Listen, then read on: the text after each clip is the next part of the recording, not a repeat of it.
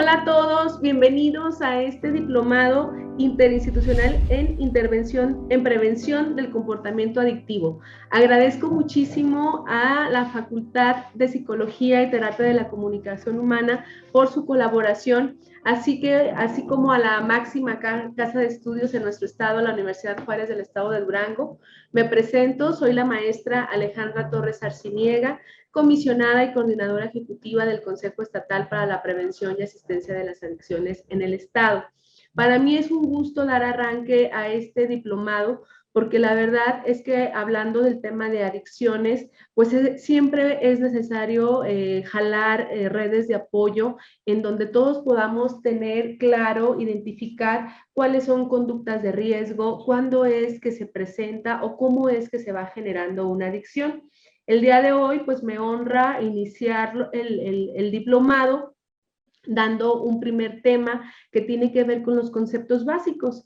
Y bueno, pues todos sabemos que para poder hablar el mismo idioma a lo largo de este curso, pues va a ser muy importante definir, aclarar, despejar algunas dudas. Y pues bueno, les voy a dejar este video para que ustedes lo puedan revisar cuando lo consideren. Voy a compartir la pantalla para que podamos revisar juntos y ya en un segundo momento, pues trabajar de manera interactiva lo que son los conceptos básicos del comportamiento adictivo. Entonces, pues sin más, agradezco a la UGED, agradezco a la Secretaría de Salud que estamos trabajando de la mano y pues bienvenidos sean todos. Empezamos, déjenme nada más que avance la siguiente diapositiva.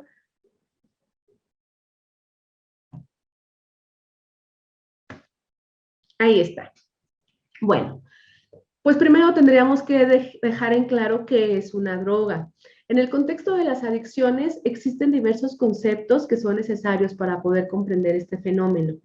Este fenómeno, pues hablemos de que es un problema de salud pública que nos viene perjudicando ampliamente. Ya tendrán ustedes otros módulos en donde van a ver las cifras estadísticas y en donde nos damos cuenta de que realmente es un problema que viene creciendo y que desafortunadamente se viene presentando a edades más tempranas en nuestros niños, en nuestros jóvenes y en las mujeres. Entonces, pues bueno, entrando en materia, tenemos que por droga la Organización Mundial de la Salud, es decir, la OMS, la define como toda sustancia que es natural o química que se introduce en un organismo vivo por cualquier vía de administración y que es capaz de actuar sobre nuestro sistema nervioso central, es decir, sobre nuestro cerebro, alterando o modificando una o varias de sus funciones. Además, es susceptible de crear dependencia física, psicológica o ambas. Ahorita vamos a ver cómo es que la enfermedad, hablando de adicciones, pues tiene una parte física, pero también una parte psicológica. Y las dos se van combinando y entran en juego de manera muy fuerte, de tal manera que en ocasiones, pues cuando la gente dice, ¿verdad? Bueno, no entiendo por qué si se da cuenta de todas las consecuencias en el ámbito personal, en el ámbito familiar, en el ámbito económico que puede llegar a generar una persona que padece de una adicción, no es posible de manera voluntaria, a voluntad, a veces lo dicen de esa manera, cuando tú quieras lo puedes dejar. Sin embargo, si entendemos desde la definición de lo que es una droga, pues vemos que está alterando nuestras capacidades cognitivas superiores y que por ende se modifican las emociones, se modifica el comportamiento como tal de la persona que consume sustancias. Un fármaco, los fármacos también hay que tenerlos claros porque definitivamente, pues bueno, cuando padecemos una enfermedad, ya sea física o mental, pues algunos médicos o los médicos en general, pues se utilizan estos fármacos pues para poder contrarrestar los efectos nocivos de la enfermedad. Es así que por fármaco vamos a entender que se utilizan en el campo de la medicina, como lo comento, y se asigna a todas las sustancias que tienen propiedades curativas y se usan con fines terapéuticos. La sustancia psicoactiva es aquella sustancia que provoca cambios en nuestro sistema nervioso central. El estupefaciente, hemos escuchado también, de repente escuchamos que los nombran como estupefacientes. ¿Qué son? Son sustancias psicoactivas que tienen un efecto euforizante directo y son utilizados para fines meramente recreativos. Como psicotrópico vamos a encontrar aquellas sustancias psicoactivas que producen efectos agradables y que tienen efectos terapéuticos. Pues bueno, ya revisamos cada uno de los conceptos para que nos quede claro a qué nos referimos cuando hablamos de droga, cuando hablamos de fármaco, cuando hablamos de estupefaciente. En cuanto al comportamiento adictivo, entendámoslo como una serie de fases en donde la persona va cursando desde el uso experimental hacia la dependencia. En algunos casos generamos dependencia, hay otros factores que intervienen y que en algunos casos pues nos podemos quedar en el uso experimental, en el uso o en el abuso de las sustancias. El uso experimental es cuando el objetivo de consumir no es obtener efectos farmacológicos, ya que la persona desconoce, la persona no ha tenido un contacto con la sustancia, simplemente intervienen factores como la presión social en el caso de los adolescentes, la curiosidad, estados de ánimo, cuadros de ansiedad, de depresión, que pudieran detonar de alguna manera el experimentar, la curiosidad, el disparar esta parte de probar o experimentar con alguna sustancia. Sin embargo, como su nombre lo dice, pues está teniendo el primer contacto con la sustancia. En el uso se da cuando ya la persona utiliza una sustancia con la finalidad de experimentar efectos psicotrópicos. Es decir, por ejemplo, yo ya tuve un contacto con alguna benzodiazepina, que es una pastilla, un clonazepam, y entonces cuando ya me siento que no puedo dormir o me siento intranquila, ya tengo como asociada esta idea de, bueno, pues la otra vez que tomé una pastilla me sentí mejor cuando la consumí. Entonces, ya de alguna manera estoy buscando experimentar o obtener este efecto positivo. Sin embargo, el consumo o la frecuencia no es tan cercana, no se experimenta, vamos, los periodos son más largos. En el abuso tiene como característica principal un consumo de la sustancia a pesar de que el sujeto, en esta fase del comportamiento adictivo, la persona ya empieza a experimentar problemas en su funcionalidad, en su vida social, en su vida familiar, en su vida personal, laboral, escolar, ya tiene consecuencias negativas. Por ejemplo, ya hay discusiones en casa, a lo mejor con la pareja, ya le observan pues que a lo mejor lo detuvieron los fines de semana y ya tuvo que pagar multas por consumir, por ejemplo, alcohol bajo el efecto de esta sustancia y conducir un vehículo. Entonces ya se está poniendo en riesgo. La persona ya lo tiene más asociado, lo piensa, por ejemplo, ya llegan los fines de semana y ya no es de manera esporádica, simplemente ya empieza jueves, viernes y su organismo ya empieza a reaccionar, hay cambios físicos que le vienen condicionando el hecho de la búsqueda de la sustancia. Finalmente, en la dependencia se presentan un conjunto de fenómenos del comportamiento que también tiene que ver con la parte cognitiva, es decir, con nuestros procesos cognitivos y también los físicos, y se desarrollan luego del consumo repetido de una o varias sustancias psicoactivas. Es importante señalar, por ejemplo, aquí en Durango, pues tenemos nuestros grupos de AA, en donde trabajan o inicialmente abordaban lo que es el problema del alcoholismo. Sin embargo, actualmente es importante mencionar que no existe o son pocos, bueno, me atrevería a decir que no existen el alcoholismo puro o la persona que consuma alcohol como única sustancia, ya que generalmente la combinan ya sean con tabaco, con cristal, con cocaína, marihuana. Entonces, es aquí como interactúan diferentes sustancias, pero la persona ya tiene fuertes consecuencias en las diferentes esferas de su vida Y además tiene daños físicos considerables, también la esfera cognitiva ya está alterada, su comportamiento ya suele ser más impulsivo, más agresivo, vamos, ya hay un fenómeno como tal instaurado como una enfermedad. Me voy a la que sigue.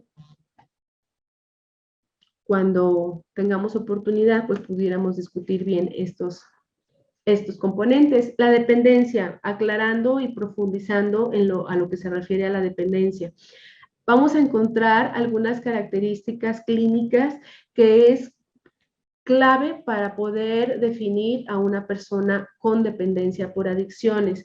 Es bien importante esta parte en el sentido de que socialmente algunas personas, algunas madres de familia, pues familiares en general, cuando se dan cuenta de que alguno de sus hijos está consumiendo sustancias, inmediatamente consideran como una forma de tratamiento el internamiento en los centros residenciales de atención a las adicciones o conocidos socialmente como anexos. Sin embargo, en estos establecimientos solamente tendrían que estar como ingreso aquella persona que cumpla precisamente con estos criterios de dependencia, los cuales solamente un experto clínico puede determinar si se presentan o no en algún usuario. Vamos a entender por tolerancia. ¿Qué es una tolerancia? El cuerpo se va adaptando, nuestro organismo se adapta a los efectos de la droga por su administración continua, con el propósito de alcanzar, y entonces la persona empieza a consumir mayores cantidades de la droga para obtener el efecto inicial. Por ejemplo, hablando de alcohol, a lo mejor la primera vez que alguien de los que me escuchan tuvo un contacto con esta sustancia, pues realmente el sabor no le pareció agradable, fue un sabor no muy grato, y quizás en su uso experimental, pues utilizó o bebió solamente una cerveza de lata, imaginémonos esta parte. Sin embargo, conforme esta persona empieza a experimentar con el uso de la sustancia, pues se convierte de una lata a 2 latas, a 3 latas, hasta que termina un 6, pueden llegar a terminarse un 12, un 24, y esto que está hablando, que nuestro cuerpo está siendo tolerante a la sustancia. Y por sentido común pudiéramos entender que entre mayores cantidades de la sustancia tenemos en nuestro organismo, pues obviamente que los efectos son más dañinos. Entonces, socialmente, por ejemplo, hablando de los adolescentes, pues esta parte es muy importante revisarla, porque finalmente hay popularidad o cierta aceptación por aquellos jóvenes en donde vemos que pues son más aguantadores, ¿no? Como que toman más y socialmente reciben mucha aprobación por parte de sus pares. En el síndrome de abstinencia, el síndrome de abstinencia como tal, lo leo, es el conjunto de signos y síntomas cuya gravedad es variable. Aparece durante la suspensión brusca, total o parcial del consumo de una sustancia psicoactiva, luego de una fase de utilización permanente del consumo de altas dosis de la misma. Igual, volviendo al ejemplo de alcohol, podemos imaginarnos una persona que está consumiendo, que bebe de manera frecuente. Cuando deja de consumir la sustancia, entonces vienen estos síntomas a los que normalmente le conocen como cruda. ¿Qué pasa? Pues la persona tiene dolor de cabeza, puede llegar a presentar náusea, hay complicaciones físicas, taquicardias, incluso sudoración, en donde, dependiendo de la gravedad del caso, pues incluso se hace necesaria algún tipo de intervención clínica, llegan a necesitar la intervención por parte de algún médico, ya que su salud se encuentra francamente comprometida por la supresión de la sustancia. Tenemos también el descontrol en la ingesta. El descontrol en la ingesta se refiere a un consumo en cantidades cada vez mayores y por más tiempo, con un deseo persistente y esfuerzos infructuosos por controlar el consumo. Esta parte en donde la persona consumidora pierde el control en el consumo de la sustancia. Podemos decir, bueno, debido a que a lo mejor este fin de semana tuve una discusión fuerte con mis padres, casi me corren de la escuela, gasté mucho dinero, me detuvo la patrulla.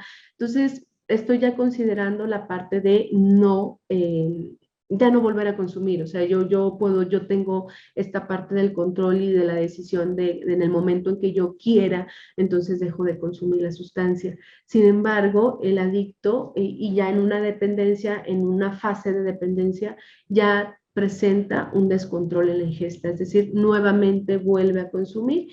La sustancia lo hace a veces de manera automática. Por ejemplo, hablando de tabaquismo, podemos encontrar a usuarios que de repente hasta se sorprenden en el momento en que ya sin que exista aparentemente un proceso cognitivo, de forma automática nuestro cuerpo ya tiene un cigarrillo en la mano, ya lo está fumando, pese a que había prometido o había hecho el esfuerzo por controlar el consumo de la sustancia.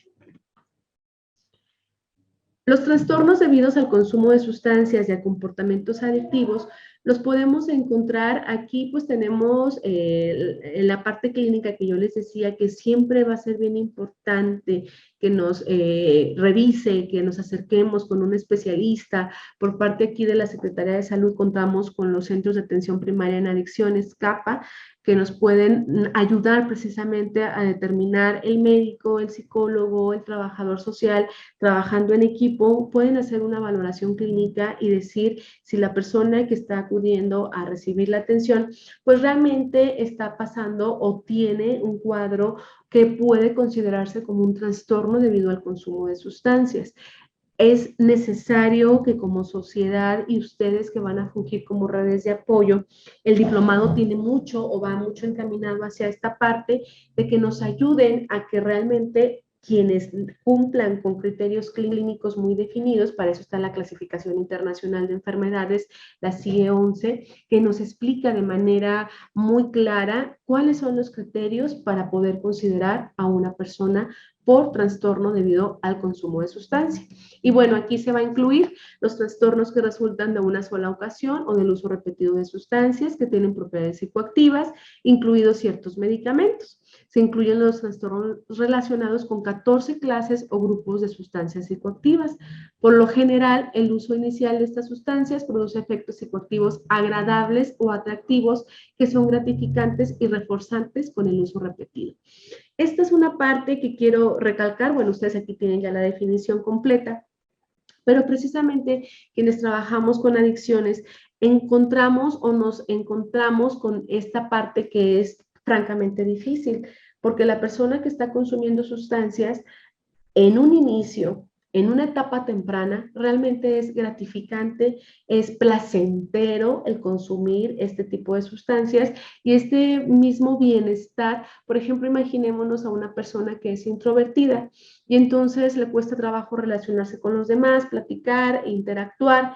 En este sentido, pues sucede que cuando la persona quizás utiliza algún tipo de sustancia, por ejemplo el alcohol, que socialmente es muy común, siente o tiene la percepción de mayor seguridad, mayor confianza, me puedo desenvolver mejor y incluso entra esta parte de la falsa percepción en donde yo creo que los demás me acogen, me reciben, me aceptan mejor cuando estoy tomado que cuando no estoy tomado. ¿Y por qué digo falsa percepción? Porque pues entre todos es muy común encontrar pues aquella persona que luego la vemos como mala copa, que de repente ya no lo invitan los amigos a la fiesta, que de alguna manera padece de un rechazo social porque precisamente pues su comportamiento, su conducta cambia de manera importante cuando se encuentra bajo el efecto de algún tipo de droga. El trastorno debido a comportamiento adictivo son aquellos trastornos debidos a comportamientos adictivos sin síndromes reconocibles y clínicamente significativos. Asociados con malestar o interferencia con las funciones personales que se desarrollan como resultado de comportamientos repetitivos en la búsqueda de alguna recompensa, que no implica el uso de sustancias psicoactivas. Y aquí podemos encontrar a lo que es la ludopatía. Cuando la persona, o bien las apuestas, el acudir a los casinos, todavía incluso ya viene en nuestra clasificación en la CIE 11 los videojuegos. ¿Por qué? Porque vemos, francamente, estos criterios clínicos que yo les mencionaba sobre la dependencia. ¿Qué pasa con un niño cuando a veces le retiramos el videojuego, ¿no? Es un Nintendo Switch. Francamente llegan a experimentar este displacer, esta molestia, como cuando paradójicamente o pudiéramos comparar cuando a un adicto le quitas la sustancia, también viene una reacción física y psicológica que tiene que ver con el deseo y con esta falta de control por realizar una conducta que me provoca gratificación, que me provoca bienestar y que en el momento para mí es clave esta parte en donde, por ejemplo, un niño o una persona que acude a un casino, pues a lo mejor lleva, no sé, 300 pesos y se pone como meta en estas maquinitas, decir, bueno, solamente voy a utilizar esta cantidad. Sin embargo, va perdiendo precisamente el control y poco a poco pasa más tiempo, le dedica más tiempo y también le dedica económicamente pues mayor cantidad y también genera un malestar o inclusive pues pierde la noción del tiempo, pierde la noción o la funcionalidad, el placer por estar o por desarrollar otras actividades de su vida, como el convivir con su familia, el asistir a una reunión, el salir a comer. Para ella no tiene tanta urgencia o no es tan prioritario, vamos, como el hecho de repetir este tipo de conductas, el estar en los videojuegos o el estar frente a diferentes juegos del azar que pues los encontramos en los casinos, en las peleas de gallos, las carreras de caballos y que esto también es muy común aquí en nuestra ciudad.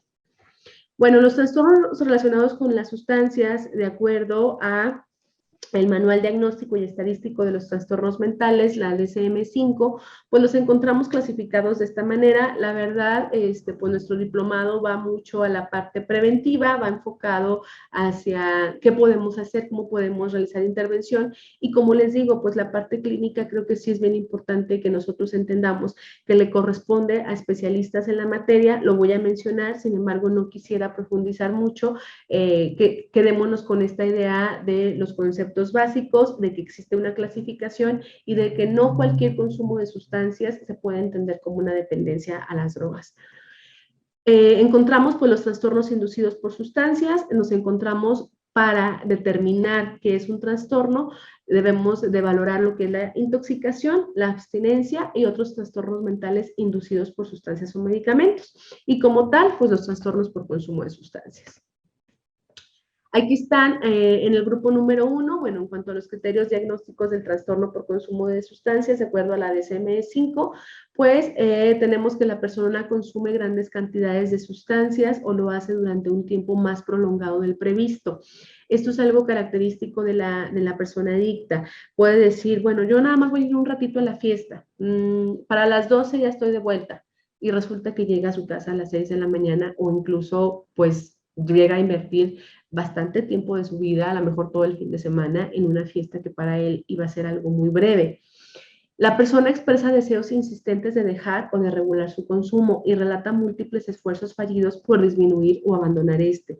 Es decir, la persona ya se acerca cuando acude a consulta y nos comenta que ya lleva varios esfuerzos o que lleva algunos antecedentes en donde ya se había puesto como meta y a lo mejor duró una semana, un mes, unos meses, sin embargo, vuelve a consumir la sustancia. La persona invierte una gran parte de su tiempo intentando conseguir la sustancia, consumiéndola o recuperándose de sus efectos. Aquí encontramos pues estas tres componentes importantes. La persona va a hacer todo el esfuerzo por conseguir la sustancia.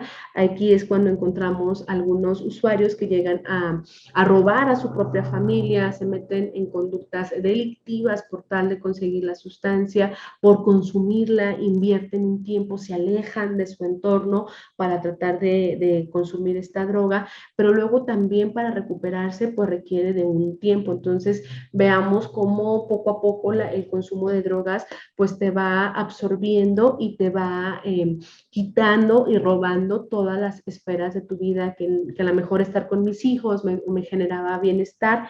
En el caso de los padres de familia o hermanos, a lo mejor estar con mis padres era positivo, pero ahorita ya mi mente, mi cuerpo me pide la sustancia y entonces ya hace que me vaya alejando poco a poco de mis redes de apoyo. Existe un deseo intenso de consumir. Vamos, por el consumo, poco a poco se va haciendo y se va incrementando la intensidad, manifestado por una ansia y una urgencia en cualquier momento, aunque es más probable que aparezca en aquellos ambientes en los que la persona ha consumido o conseguido la sustancia anteriormente. Encontramos algunos puntos de venta cuando la persona va pasando por casualmente, ¿verdad? Va pasando por donde él ya sabe que se encuentra la sustancia, se activan todos estos cambios de sudoración, los pensamientos, incluso a ciertas palpitaciones. La persona francamente no puede dejar de pensar en el hecho de consumir la sustancia porque ya ha sido un aprendizaje aprendido, ahora sí, una conducta aprendida, que al pasar por ciertos espacios, por a lo mejor por algún bar, el sábado simplemente ya está muy ligado a lo que es pues el consumo de sustancias. En el grupo 2, pues encontramos el consumo recurrente de sustancias puede conllevar al incumplimiento de los deberes fundamentales en el ámbito académico, laboral o doméstico. Aquí hablamos de funcionalidad. Ya la persona, como les digo, llega a haber deserción escolar o baja su rendimiento escolar, ya tiene llamadas de atención del jefe, ya tiene problemas para llegar, casualmente todos los lunes falta a su trabajo, o bien ya puede llegar a presentar incluso problemas de tipo de violencia dentro de la familia. La persona podría seguir consumiendo a pesar de tener problemas recurrentes, a pesar de que ya su vida francamente se está complicando. Esta persona pues no puede, a pesar de todos los esfuerzos que pone para dejar de consumir, pues fracasa en estos intentos por dejar la sustancia y pues bueno, a pesar de que la situación se hace cada vez más compleja, él sigue consumiendo y se exacerba lo que es el efecto por el consumo. Se reducen o abandonan importantes actividades sociales, ocupacionales o recreativas debido al consumo de sustancia. Esto ya lo he comentado. En el grupo 3, dentro de la clasificación, puede producirse un consumo recurrente de la sustancia, incluso en aquellas situaciones en las que éstas provocan un riesgo físico, por ejemplo, al manejar, pese a que yo voy manejando y yo tengo pues la responsabilidad a veces de llevar incluso a mi familia, pues no dejo de consumir la sustancia. O sea, ya no tengo mucha claridad en cuanto a los riesgos en los que puedo estar involucrado yo o terceras personas. La persona consume de forma continuada a pesar de saber que padece un problema físico, psicológico, recurrente o persistente y que probablemente se puede originar o exacerbar por dicho consumo. Dentro del grupo 4 encontramos la tolerancia y la abstinencia, ya lo he comentado anteriormente, ya no me pienso detener ahí. Recuerden, la tolerancia es cuando la persona consume más cantidades de la sustancia buscando el efecto inicial. Es decir, si yo al inicio me tomé una cerveza y me sentí contenta, pues ya después de tomarme posteriormente una cerveza, pues ya no me siento bien, ya necesito 2, a lo mejor necesito 3, a lo mejor necesito 6 para empezar a sentir el bienestar que tuve o experimentar esa sensación inicial con el primer consumo de sustancia. Y la abstinencia, pues es el cuadro clínico de signos y síntomas que se presenta cuando se suprime la sustancia. Ok, en cuanto a los criterios diagnósticos por trastornos por consumo de sustancias, se clasifican desde leve a grave, basado dicha gravedad en el número de criterios sintomáticos que se cumplen. Leve es si se presentan 2 o 3 criterios, moderado si tiene entre 4 y 5 y grave a partir de 6 criterios. Estos son los criterios para encontrar o para definir lo que es la intoxicación. Nuevamente, pues quiero nada más platicárselos porque yo sé que ustedes pues no van a hacer diagnósticos clínicos. Sin embargo, sí a lo mejor es bueno que tengan el conocimiento porque al final de cuentas ya pueden tener claridad en qué etapa o en qué momento del proceso adictivo se encuentra la persona que yo tengo enfrente. El criterio A pues tiene que ver con el consumo reciente de la sustancia. En cuanto al criterio B, son los efectos fisiológicos y los cambios significativos problemáticos a nivel del comportamiento psicológico, los cuales se desarrollan durante o al poco tiempo tras el consumo. Recordemos, hay sustancias que inmediatamente generan un cuadro de comportamiento diferente en la persona y de hecho, pues precisamente es lo que busca, ¿no? Es el efecto positivo de bienestar que está buscando la persona. En cuanto al criterio C, pues los síntomas o signos provocan un malestar clínicamente significativo o deterioro en lo social, laboral u otras áreas importantes del funcionamiento. Los signos o síntomas no se pueden atribuir a ninguna otra afección médica y no se explican mejor por otro trastorno mental, incluida la intoxicación con otra sustancia. Para abstinencia, los criterios son los siguientes. Criterio A, el cese o reducción del consumo prolongado y frecuente de la sustancia. Criterio B, cambios fisiológicos y cognitivos debido al cese o la reducción del consumo prolongado y frecuente de las sustancias. En los cambios fisiológicos, pues lo mencionaba, pudiera haber taquicardias, pudiera haber sudoración, vómitos, náusea. En lo cognitivo ya puede haber presencia incluso de algún tipo de alucinación, en donde pues sabemos que la alucinación es cuando tenemos ya la pérdida, se presenta la pérdida del contacto con la realidad, es decir, se pueden presentar de manera visual, ya la persona puede imaginar, no sé, el demonio, puede imaginar que alguien, no sé, alguna araña, puede ver. Lo auditivo, pues escucha voces que le están, generalmente estas voces son agresivas y lo lastiman emocionalmente, o bien kinestésicas, en donde la persona siente, pues, cosas en hormigueos o arañas que están por su cuerpo. Y, por ejemplo, hablando de metanfetamina, esto es muy claro cómo las personas llegan a rasguñarse, a dañar su cara, su rostro, su cuerpo por este tipo de alucinaciones. En el criterio C, los síntomas o signos provocan un malestar clínicamente significativo o un deterioro en lo social, laboral u otras áreas importantes en el funcionamiento. Pues si entendemos el criterio A y el criterio B, sabemos que la persona pues no está en condiciones de acudir ni siquiera a laborar ni en la escuela, y francamente pues ya está teniendo daños importantes dentro de la funcionalidad. En el criterio C, los signos o síntomas no se pueden atribuir a ninguna otra afección médica y no se explican mejor por otro trastorno mental. Bueno, criterios diagnósticos para trastornos mentales inducidos por sustancias o medicamentos, de acuerdo al DSM-5. A, la alteración se presenta en forma sintomática, en forma de síntomas clínicamente significativos asociados a un trastorno mental relevante. Existen pruebas a partir de la historia clínica, es decir, esto también es necesario, tenemos que hacer una buena exploración física, se tienen que hacer pruebas de laboratorio, tenemos que conocer muy bien la historia de nuestro paciente para entonces determinar y darnos una idea de en qué fase, en qué etapa del comportamiento adictivo se encuentra nuestro usuario. El C es la alteración no se explica mejor por un trastorno mental independiente, un trastorno que no sea inducido por sustancias o medicamentos, y la evidencia de que existe un trastorno mental independiente puede conllevar a lo siguiente. Tenemos dos puntos: la alteración antecedente al inicio de la intoxicación o abstinencia agudas a la exposición del medicamento. Punto número 2, el trastorno mental completo persiste durante un tiempo considerable, por ejemplo, al menos un mes, tras el cese de la intoxicación o abstinencia agudas o de administración de la medicación. Este criterio no se aplica a los trastornos neurocognitivos inducidos a los trastornos perceptivos por alucinógenos que persisten más allá del cese de la intoxicación o abstinencia aguda. El número B, el trastorno no aparece exclusivamente durante el curso de un delirio. Y L, la alteración produce malestar o deterioro clínicamente significativo en lo social, laboral u otras áreas del funcionamiento de la persona.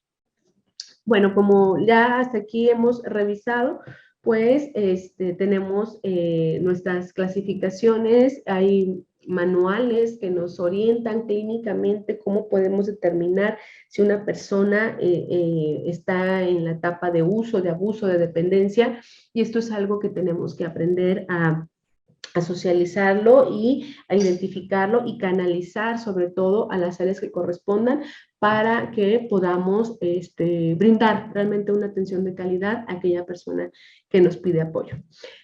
Vamos a clasificar las drogas. Las drogas se clasifican, hay muchos tipos de clasificaciones, sin embargo nos vamos a abocar a estas dos, que son las drogas legales y las en cuanto a la farmacológica. La clasificación legal. Aquí lo tenemos, aquí es como lo tenemos en nuestro país. Hay drogas lícitas como son el alcohol, el tabaco, los medicamentos. Alcohol y tabaco no son sustancias inofensivas, son drogas como tal. Si recordamos la definición inicial, pues son aquellas sustancias que introducimos a nuestro organismo y que generan cambios en nuestro sistema nervioso central, y las dos sustancias, alcohol y tabaco, nos damos cuenta de que sí generan estos daños, sí generan estos cambios dentro del sujeto, porque hay un cambio comportamental claramente definido con el alcohol y con el tabaco. Son drogas en donde quisiera yo hacer un paréntesis importante, porque desafortunadamente la población las minimiza, considera que si yo consumo alcohol o tabaco no estoy consumiendo drogas, y si son drogas legales y son las drogas de inicio. Estas dos drogas nos incrementan la probabilidad de empezar a experimentar con este otro grupo que tenemos aquí enfrente, que son las drogas ilícitas, entre las cuales están la cocaína, las drogas de diseño, en donde recalco la parte de la metanfetamina o cristal. En Durango tenemos desafortunadamente un problema importante con esta sustancia. Ha ido teniendo mayor popularidad dentro de diferentes sectores de nuestra población. Está disponible, es accesible, y el hecho de que mayor cantidad de personas la consuman también tiende a generar esta idea de que no generan daños como tipo el alcohol y tabaco. Como los demás lo hacen, pues entonces quiere decir que está bien, no me va a generar ningún problema. Sin embargo, tenemos un problema importante que tenemos que frenar, que tenemos que diseñar estrategias preventivas que realmente sean efectivas, porque se están utilizando de manera desmedida y de manera desinformada, sobre todo en la población, precisamente porque la percepción de riesgo es mínima. Encontramos a la heroína y los alucinógenos. Inhalables y marihuana, ¿por qué los dejamos aquí en medio? Porque inhalables, pues es una droga legal que se hace muchos esfuerzos por parte de nosotros a través de acciones de fomento, en donde las ferreterías o en donde podemos tener acceso a lo que son el tiner, el resistol 5000. Tendremos que educar a las personas que están ofertando, que venden este tipo de productos, para que no lo vendan hacia los menores de edad. Los menores de edad no deben de tener accesibilidad acceso a este tipo de sustancias. Tenemos que buscar la manera de que la gente que está vendiendo estos productos, así como también lo hacemos con lo que es el tabaco a menudeo, es decir, por pieza, que seguimos trabajando y se hace a través y con la colaboración de la COPRISET, porque definitivamente pues esto genera problemas en nuestra sociedad. Y la marihuana, que actualmente en nuestro país, pues como es del conocimiento público, ya se han publicado algunas reformas en cuanto a su legalización, sobre todo por el tema de lo farmacológico, pero también en la parte recreativa, en donde ya se comentan algunas cantidades que son permitidas dentro de nuestro país, pero que sin embargo pues todavía sigue en un proceso, está en materia todavía del Senado, porque al final de cuentas pues esto implica varios procedimientos que se tienen que llevar, desde cómo se va a hacer la siembra, quiénes van a ser los responsables, cómo va a ser el hecho de la venta de esta sustancia, el transporte de la marihuana y finalmente quiénes serían los que tendrían el permiso para la venta, ¿no? Y también, pues sobre todo aquí haciendo un énfasis importante en que se contempla lo que es la prohibición del consumo de esta sustancia en los menores de edad. En cuanto a la clasificación farmacológica, según el criterio o la OMS, pues bueno, se clasifican en estos tres grupos que son los estimulantes, los depresores y las alucinógenas. Los estimulantes pues son aquellas sustancias, como su nombre nos dice, pues estimulan, aceleran nuestro sistema nervioso central, nos provocan esta sensación como de energía, como de euforia, de alegría, de sensación de seguridad, que, bueno, ahorita lo vemos más adelante. Las drogas depresoras van a disminuir lo que es mi capacidad en el funcionamiento del sistema nervioso central y las alucinógenas alteran mi funcionamiento del cerebro, dando lugar a distorsiones perceptivas o alucinaciones. También ya hace un momento platicaba a qué se refieren o qué son las alucinaciones. Las drogas estimulantes, pues aquí las encontramos. ¿Cuáles son las drogas estimulantes? La cocaína, el crack, las anfetaminas, la metanfetamina, la nicotina, la cafeína también es una sustancia que es estimulante. Y estos nombres que vienen aquí en paréntesis, sí es importante mencionarlos porque de repente es como el paciente o la persona que tú vas a atender, tu alumno, tu compañero, te llega a decir, pues yo utilizo tachas, y entonces, híjole, pues ¿qué estará consumiendo? O éxtasis, o le van modificando el nombre, el polvo, la nieve, y es importante tenerlos claro. Incluso pues esto luego lo vamos como enriqueciendo, porque en la práctica pues cada vez se modifica el nombre que le damos a la sustancia que se consume. ¿Qué van a hacer los estimulantes? Van a aumentar mi temperatura corporal, mi frecuencia cardíaca y la presión arterial. Veamos cómo todo va enfocado a lo que es mi corazón. Ocasionan temblor de manos, ansiedad, locuosidad y dilatación de las pupilas, entre otras. También provocan euforia, insomnio, ansiedad, irritabilidad, disminución del apetito y desnutrición. En esta parte vemos cómo algunas personas pues, utilizan este tipo de sustancias también con fines para adelgazar, para aguantar, para rendir más, pese a que si se fijan, pues vamos obteniendo un cierto bienestar, un cierto acelere dentro de mi cuerpo, que al final de cuentas me cobra una factura, porque también este acelere, esta bomba que yo le meto, como si fuera un motor, ¿no? Este acelere que yo le doy, pues también al final de cuentas me va a generar un desgaste, como ocurre en cualquier máquina. Si yo le doy o la forzo a realizar acciones, pues hasta incluso algunas máquinas pues truenan por la cantidad de exigencia que yo le estoy dando. Problemas neurológicos nos pueden llegar a generar psicosis, paranoia y paros cardíacos. La persona ya puede llegar a desconfiar, se siente perseguida, que algo le va a pasar, algo le puede suceder o alguien lo puede atacar. Entonces, precisamente ya con esta pérdida de la percepción es cuando puede llegar a defenderse frente a sus propias alucinaciones. Las drogas estimulantes, pues bueno, los efectos agudos, efectos a largo plazo. El agudo, pues lo tenemos breve, empieza, en cuanto yo empiezo a consumir la sustancia, pues hay un aumento de la frecuencia cardíaca, de la presión arterial y de mi metabolismo. También hay un incremento en mi estado de alerta y de la energía, sensaciones exhilarantes.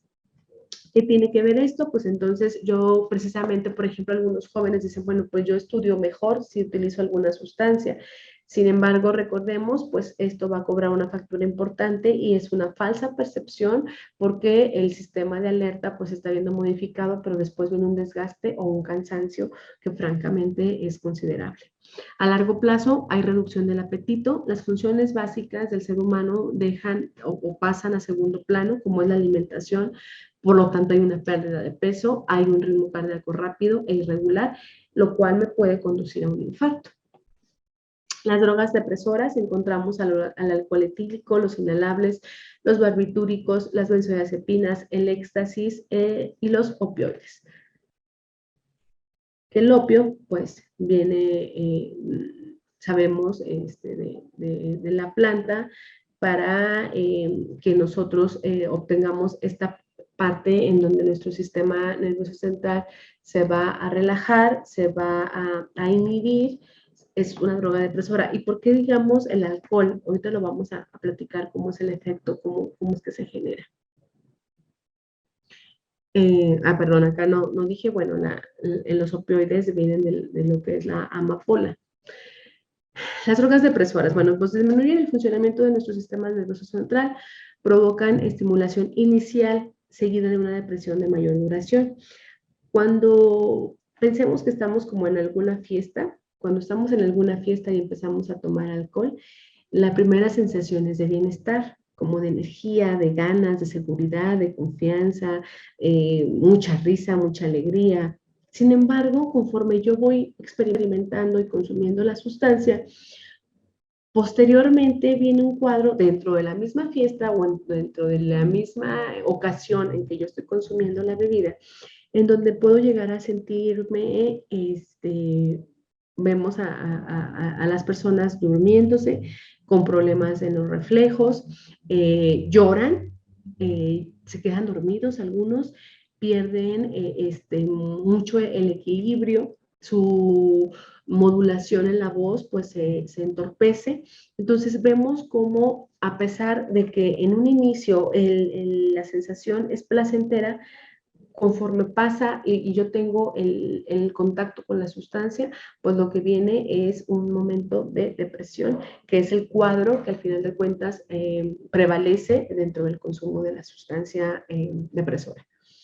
Los problemas de coordinación motora, ya lo comentaba, del lenguaje desarticulado, un deterioro de nuestro equilibrio, mareo o sueño, desinhibición social, esto pasa al inicio, disminución de las funciones mentales superiores en lo que tiene que ver con la atención, el juicio, el razonamiento, la memoria, la coordinación y la inteligencia. También deprime nuestro estado de ánimo y pueden producir una adicción. Aquí, por parte de la Comisión Nacional contra las Adicciones, pues los CAPA que comentaba, pues trabajan bajo modelos de la terapia cognitivo-conductual, en donde tenemos una serie de manuales que nos hablan sobre cómo podemos llevar a la persona. No necesariamente actualmente nuestro modelo de política pública en adicciones nos habla de que tenemos que lograr la abstinencia de la sustancia, nos habla de la reducción de daños, que también tiene que ver con toda esta parte de la funcionalidad del individuo. Y hablando de alcohol, dependiendo del cuadro clínico, de la historia clínica, de la valoración inicial que se realiza por parte del especialista, nosotros podemos incluso llegar a recomendar el consumo moderado de alcohol. Para considerar el consumo moderado de alcohol, hay algunas recomendaciones. Y ahorita que veía yo esta parte del estado de ánimo, donde una recomendación bien importante para los que me escuchan es, si yo me siento triste, si yo estoy enojada, si a lo mejor me fue mal en la escuela, reprobé, me cortó mi pareja, tengo problemas con mis hijos, no sé, tengo problemas en mi trabajo. Y entonces en ese momento de crisis yo decido ir a beber alcohol, es muy probable que mi cuadro emocional se haga cada vez más, se acreciente, se complique, vamos. ¿Por qué? Porque emocionalmente yo no me encontraba bien. Entonces, si le metemos una sustancia que todavía va a generar y va a alterar mi estado de ánimo, pues ya podemos imaginarnos que terminamos hablándole al exnovio o terminamos reclamándole a la pareja o terminamos cometiendo errores de juicio importantes que no haría yo sin el efecto de la sustancia. Y que también es cierto comentar que no todo y que finalmente no podemos justificar nuestro comportamiento porque estaba tomado, porque estaba bajo el efecto de alguna sustancia. Finalmente somos merecedores de una consecuencia y es importante que ustedes conozcan dentro de las medidas o recomendaciones que se hacen en CAPA para lograr este consumo moderado de alcohol, pues se encuentra esto. Si yo tengo un cuadro depresivo, ansioso, si estoy enojado, si estoy frustrado, pues la mejor idea no es consumir alcohol. Definitivamente esto me va a agravar el problema, no se va a resolver y muy probablemente se va a hacer todavía más complicado. Voy a tener consecuencias todavía más severas. Por ejemplo, hablando en lo económico, si yo tengo problemas, no sé, para pagar la mensualidad del colegio y me voy a tomar, pues resulta que voy a gastar. y a lo mejor al llegar a mi casa, pues mi pareja se va a enojar porque me gasté el dinero bebiendo alcohol y entonces ya tengo también otro problema con ella y luego también tengo un problema, pues no obviamente económico, porque ahora cómo voy a hacerme responsable del pago que tenía que hacer, voy a tener problema con mis hijos, o sea, esto se va haciendo ahora sí como dicen una bola de nieve cada vez más grande, cada vez más compleja, entonces sí es bien importante y dentro de las estrategias que hacemos dentro de las adicciones es hacer mucho este trabajo de introspección, de reconocer mis emociones, reconocer el momento adecuado, reconocer cuando yo emocionalmente me siento preparado para beber alcohol y no para resolver un problema, porque si yo lo hago consciente y con las ganas y con el deseo de consumir alcohol, puedo llegar a tener un consumo moderado y no llegar a hacer un exceso del consumo de esta sustancia buscando una solución que francamente no voy a encontrar. Cuanto a las drogas depresoras, pues producen un estado muy parecido a una borrachera. Primero se presenta una aparente estimulación, ya lo veíamos, seguido de una depresión más persistente. Después hay problemas de coordinación, lenguaje desarticulado, por pérdida de equilibrio. Se presenta un estado de estupor. Incluso en casos extremos nos puede llevar a la muerte ya lo hemos visto, un problema, por una intoxicación por alcoholismo, sí nos puede llevar a la muerte. Normalmente esto no sucede porque la gente se queda dormida antes de hacerse más daño, precisamente porque pues es una droga depresora. Aquí tenemos algunos ejemplos y algunas imágenes de lo que son las drogas alucinógenas. Entre los que encontramos el LSD, los hongos, el peyote, la ketamina, el PCP o polvo de ángel y algunos derivados del cannabis. Aquí tenemos algunos ejemplos y que en algunos incluso pues, se utilizan como rituales que tienen que ver francamente con nuestra cultura y en donde la persona utiliza este tipo sustancias, pues buscando precisamente el efecto alucinógeno, en donde tenemos a veces pues personas que pues francamente no les va muy bien dentro de sus rituales, ¿verdad? Depende mucho también incluso creo que de su estado de ánimo. Pueden disminuir o activar nuestro sistema nervioso central, provocan una percepción distorsionada del tiempo y del espacio, con una dificultad para distinguir entre la realidad y la fantasía, con una mezcla de sensaciones, de percepciones sensoriales. Hay personas que pueden llegar a decir que escuchan los colores. Entonces, es parte de la modificación, la alteración de nuestra percepción. La percepción esporádica de episodios en los que se reviven los efectos que se tuvieron por la droga sin que ésta se encuentre presente en el organismo o los flashbacks. Esto es común en las adicciones. La persona puede durar a veces hasta 3 meses sin haber consumido la sustancia, pero de repente en una situación inesperada, en el trabajo, en una clase, comiendo, le viene un flashback, que es un recuerdo de la sensación placentera que experimentó bajo el efecto de alucinógeno. Ataques de pánico y cambios bruscos en nuestro estado de ánimo. Dentro de las adicciones, pues bueno, ya platicamos de cómo se clasifican las drogas, de cómo podemos encontrar los criterios clínicos, pero esta parte es bien importante. ¿Qué podemos hacer y cuáles son los factores? Muchas veces nos llegamos a preguntar, bueno, ¿por qué no todas las personas consumen? ¿Por qué vamos a una facultad, hacemos alguna prueba de tamizaje, de detección de riesgos y no todos consumen? No todos los alumnos, pese a que llevan la misma clase, incluso a veces hasta las mismas familias, ¿no? Somos 5 hermanos y no todos los 5 hermanos consumen, a pesar de que todos tuvieron el mismo padre con consumo de alcohol. ¿Qué pasa? Hay una serie de factores que los podemos clasificar en factores protectores, como su nombre lo dice, protege al individuo del fenómeno de las adicciones y estas características pues lo que hacen es que favorecen los estilos de vida saludables, promueven así comportamientos positivos y mitigan con ello los efectos a la exposición del riesgo.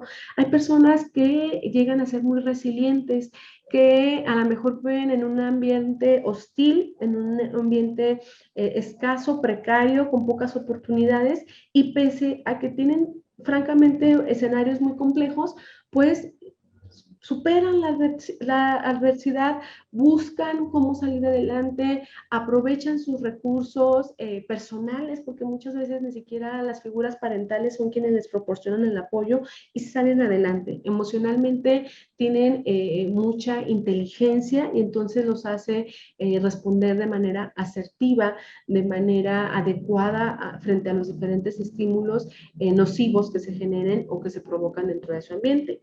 Los factores de riesgo pues son la presencia de características que al contrario de los factores de protección pues nos van a incrementar la probabilidad para que yo llegue a presentar o tener un problema de adicción o de comportamiento adictivo. Vamos a clasificarlos de alguna manera, sobre todo por los factores de riesgo, que es donde tenemos que trabajar. Aquí en la Secretaría de Salud se incide mucho en qué podemos hacer para disminuir estos factores de riesgo y fortalecer los factores protectores. Un factor protector se me viene ahorita a la mente, es el deporte, en donde le enseñamos mucho a los niños desde la crianza. La prevención la tenemos que hacer a edades muy tempranas, en donde tenemos que enseñarles a los niños que a través del ejercicio ellos pueden canalizar el estrés, aprenden a trabajar en equipo, ejercitan lo que es tolerancia de la frustración, aprenden a ponerse retos, aprenden al fracaso, conocen lo que es el fracaso, pero también logran esta sensación de victoria cuando a lo mejor en algún partido, en algún juego, pues les va bien, ¿no? Entonces, pues bueno, la clasificación de los factores de riesgo están en individuales, familiares y sociales. Los factores de riesgo individuales son aquellos que predisponen, que ya tenemos alguna predisposición física, algunos factores genéticos, ya tengo la herencia, a lo mejor mi padre fue consumidor de cristal, entonces pues yo genéticamente también ya traigo, o por ejemplo de alcohol, está muy determinado, que ya tenemos cierta predisposición. La baja autoestima, la poca tolerancia a la frustración, personas que ya tienen estas características, sentimientos de soledad, estados depresivos, un deseo de experimentar sensaciones fuertes, sobre todo en la etapa de la adolescencia, donde el oposicionismo, el desafiar, el irme más adelante, lo prohibido es lo más atractivo, ¿no? Como luego lo comenta. Factores de riesgo familiares, la desintegración del núcleo primario por separación, divorcio, muerte o incluso viviendo todos dentro de la misma familia, pero pues los canales de comunicación francamente no son los adecuados. Falta de límites claros, las normas difusas, violencia, patrones interactivos poco efectivos, donde hay mucha agresión, donde hay poca expresión de los afectos, donde a lo mejor hay ambientes muy restrictivos, en donde no permito o el ruido, no permito que los niños se expresen como tal, que vivan las etapas de desarrollo y pues todavía peor, ¿no? Un adolescente pues lo restringo todavía más. Los factores sociales tienen que ver con la disponibilidad y el fácil acceso a las sustancias psicoactivas, lo mencionaba hace un rato con lo que es la metanfetamina, los movimientos migratorios, la transculturación, el hacinamiento, pocas oportunidades para el empleo, tiene que ver mucho con la pobreza también, con las pocas oportunidades para la educación, para la recreación, la publicidad, el mercadeo que hacen las empresas tabacaleras es impresionante cómo llegan a desinformar. Ya tenemos aquí en Durango pues espacios 100% libres de humo de tabaco y entonces distorsionan las ideas a través del uso de vapeadores, en dispositivos electrónicos de nicotina, en donde los jóvenes y algunas mujeres también logran mucha aceptación por este tipo de dispositivos, con la idea de que no es tabaco y francamente están dañando todavía peor su organismo por las sustancias químicas tóxicas que se producen en la combustión de este tipo de sustancias. Para la intervención en adicciones, pues tenemos que valorar tanto el nivel de consumo por un lado, pero también el nivel de prevención. La prevención, ¿qué va a ser? Bueno, son todas aquellas acciones que se hacen de manera estratégica, que se llevan y que se plantean de manera muy puntual con el objetivo de, pues, tanto reducir, de evitar de atender que esta parte de que cada vez se consume a edades más tempranas no se presente, que sea cada vez retrasar la edad de inicio, que no consuma en edades tempranas. Ese puede ser un objetivo de la prevención. También brindar intervenciones oportunas en el momento en que la persona está iniciando con el consumo de sustancias. Ustedes lo vieron en las etapas de uso experimental, de uso todavía de abuso.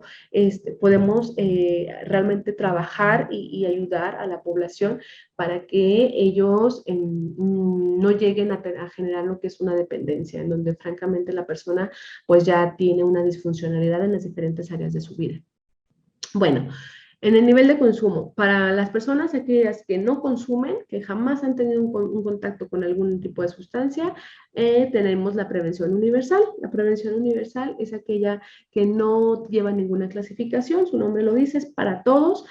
Por ejemplo, la información que nosotros escuchamos a veces en la televisión, que tiene que ver, no sé, para prevenir algún desastre natural, te dan algunas recomendaciones y es para toda la población. Ahora en el COVID, también era prevención universal el hecho de decirte utiliza tu cubrebocas, utiliza gel, lávate las manos, mantén la sana distancia. Todo esto son ejemplos de prevención universal y que se utiliza para la población en general. El uso experimental, recordemos, el uso de sustancias es mínimo, está asociado con actividades recreativas, generalmente es como para buscar el bienestar, está limitado al consumo de tabaco, alcohol o una sola droga, y también aquí podemos trabajar de prevención universal, platicarle a la gente, ¿no? Oye, pues es que el tabaco no es, también es una sustancia, te lleva a estos efectos, o bien la prevención desde el sentido del manejo de las emociones, quizás estás consumiendo tabaco porque sientes que te hace falta alguna sustancia que te estimule, que te ayude a desenvolverte, pues mejor vamos a una terapia, a una intervención en donde yo te puedo dar algunas técnicas cognitivas, conductuales, que te pueden ayudar a mejorar tu desenvolvimiento social sin la necesidad de recurrir a una sustancia que poco a poco te va a llevar a consumir más cantidades y que te puede llevar a un cuadro de abstinencia o a una pérdida del control del uso repetido de esta droga. El abuso temprano, que es el consumo de una o más drogas, hay una mayor frecuencia y ya aparecen consecuencias negativas, entonces ahí vamos a hacer prevención selectiva. Prevención selectiva es cuando yo ya utilizo algún criterio para determinar algunas acciones específicas en esa población. Por ejemplo, les platico, en los CAPA se aplica una prueba que es de tamizaje, se llama POSIT, y esta prueba, de hecho yo creo que también algunos de ustedes ya lo conocen porque también vamos a las universidades, a la UGED, que nos abre sus puertas y que agradecemos ampliamente el apoyo. Y entonces lo que hacemos es primero iniciar con ferias de la salud, con jornadas de salud, con pláticas en donde utilizamos lo que es la prevención universal, porque es para toda la escuela, la facultad a la que acudimos. Poniendo de ejemplo, no sé, la Facultad de Trabajo Social, vamos a toda la facultad y les damos pláticas a todos los grupos. Después viene la prevención selectiva. Perdón, aplicamos también previo a esto lo que es el POSIT y entonces ya detectamos algunos factores de riesgo que veíamos en un inicio, que es un factor de riesgo. Cuando ya tenemos los resultados de estos tamizajes, entonces ya podemos identificar de toda la Facultad de Trabajo Social aquellos alumnos, aquellas alumnas que tienen mayor riesgo. Y entonces podemos formar grupos terapéuticos a través de talleres y entonces acudimos ya con el hecho de que ellos ya tienen cierta característica, ya tienen un cierto porcentaje dentro de su instrumento y requieren de una prevención más enfocada a las características que hemos encontrado por ejemplo, a lo mejor ya podemos formar grupos de personas que tienen problemas en el área de salud mental, que tienen problemas en la escuela, en las relaciones con la familia, etc. En el abuso, en la dependencia, ya se tiene que dar un tratamiento, una prevención indicada. Es aquí cuando ya hacemos una intervención breve, personalizada. ¿Por qué? Porque la persona ya está teniendo más consecuencias porque su consumo, la frecuencia y la cantidad ya se va incrementando.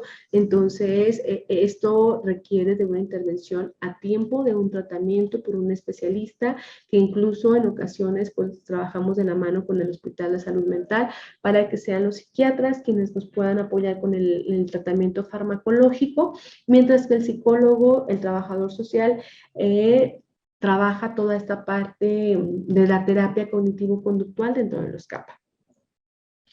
Y pues el mantenimiento es, todavía debe haber un seguimiento y hay varias etapas en la adicción, incluso dentro del proceso de cambio, en las etapas del proceso de cambio viene la parte de la prevención de recaídas.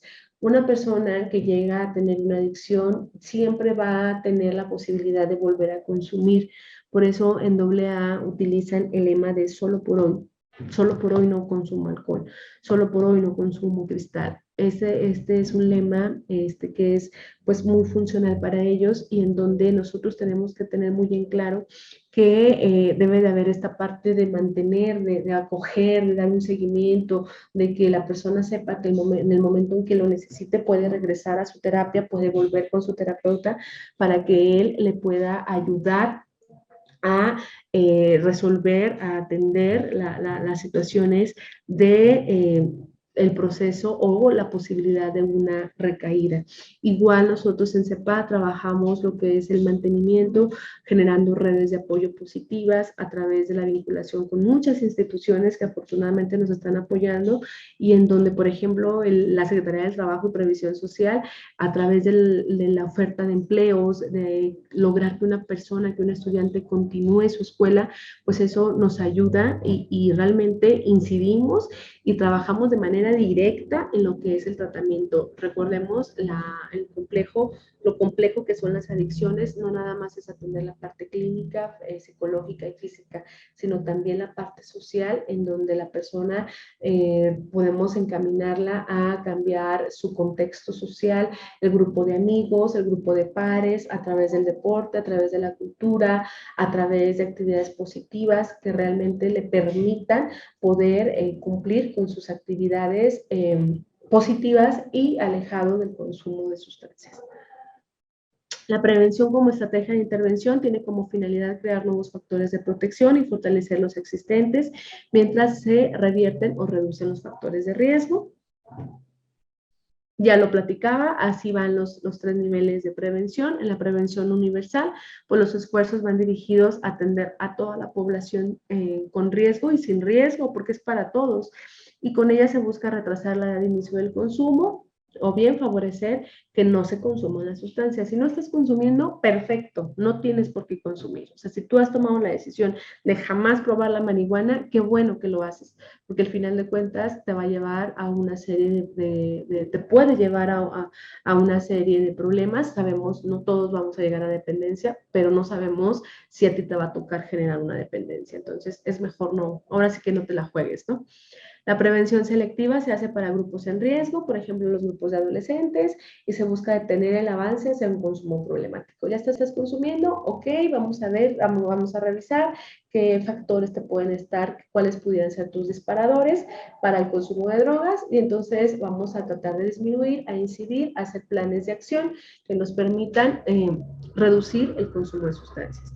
La prevención indicada, pues que ya vamos a tratar los problemas particulares de cada individuo, se dirige a grupos que ya consumen tabaco, alcohol, otras drogas y por ello pueden presentar algún tipo de consecuencia negativa ya en su vida.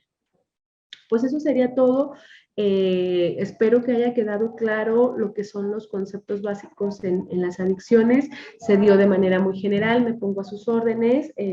Pues ahorita pues les comentaba, soy responsable del CEPAD, atendiendo también todo lo que tiene que ver con las adicciones desde la atención primaria, con los CAPA, pero también buscando mucha vinculación y muchas estrategias que nos permitan trabajar de manera transversal con diferentes instituciones, como lo es, insisto, el deporte, la cultura, el proveer servicios como lo que es el trabajo, abrir espacios, abrir oportunidades y romper la estigmatización de la persona con adicciones. Debemos entender que la adicción es una enfermedad, ya lo vimos, ya lo revisamos, hay criterios clínicos que nos dicen y nos explican por qué son las adicciones tan complejas, porque intervienen factores psicológicos, porque intervienen factores físicos, porque intervienen factores sociales que me pueden llevar y me conducen al consumo de algún tipo de sustancia o algún tipo de comportamiento. También quiero decir que en CAPA se da atención a lo que tiene que ver con la ludopatía o el juego patológico. Entonces, pues sin más, dejo mis datos a sus órdenes. Aquí está el teléfono del CEPAC, está mi correo electrónico, y si tienen alguna duda en cuanto a la exposición de esta breve presentación, pues me pongo a sus órdenes, deseándoles todo el éxito en este diplomado y agradeciendo a todos los que se han dispuesto a participar, esperando que sea positivo y que realmente nos puedan ayudar a hacer frente a este problema importante de salud pública que son las adicciones. Muchísimas gracias a todos y pues bueno, estoy a la orden para resolver cualquier duda. Gracias.